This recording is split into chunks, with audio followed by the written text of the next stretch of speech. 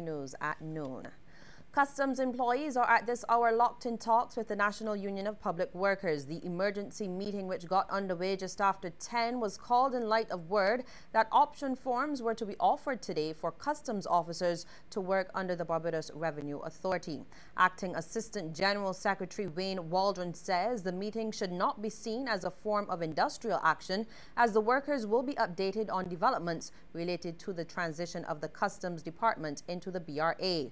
Mr. Waldron, however, criticized moves to offer option forms at this time. He says the NUPW is appalled by the action.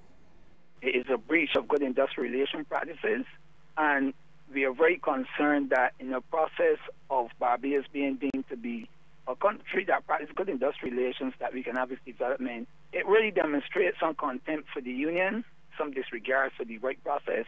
And it appears to us that the process is being advanced without the union. We will meet with workers and we will plan the way forward. But we, the NUPW, will, as the accredited representatives for the public sector workers, will take charge of the customs situation and ensure that we strategize for the way forward.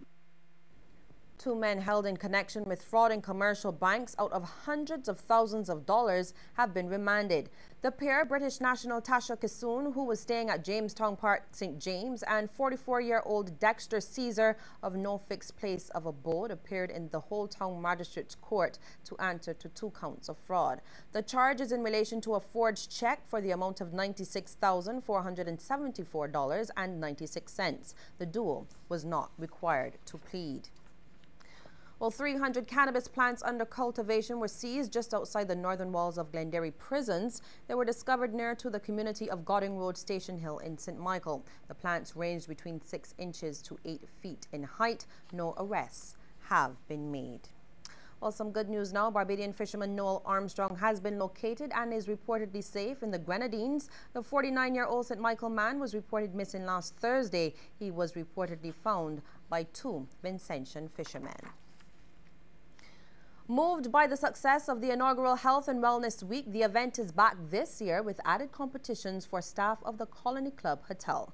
Competitive sports such as beach walking have been added, along with the Ironman and woman competitions. But it's not all about being competitive. Staff can also take part in activities during the week, such as yoga. General Manager Gail Thalma is hoping her staff will get the message of taking charge of their health. This week is about you, the staff of Colony Club, taking something out of the week. It's about your health and wellness. We took it to the guests, and it's now about you improving your health and wellness, and we have a range of things.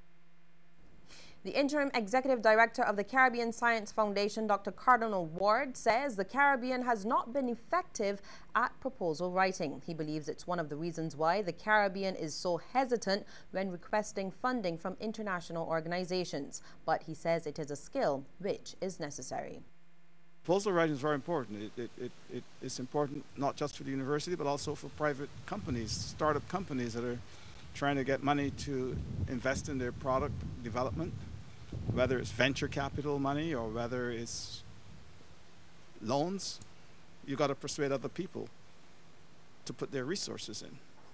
And that's an area that needs to be developed more and more in the Caribbean.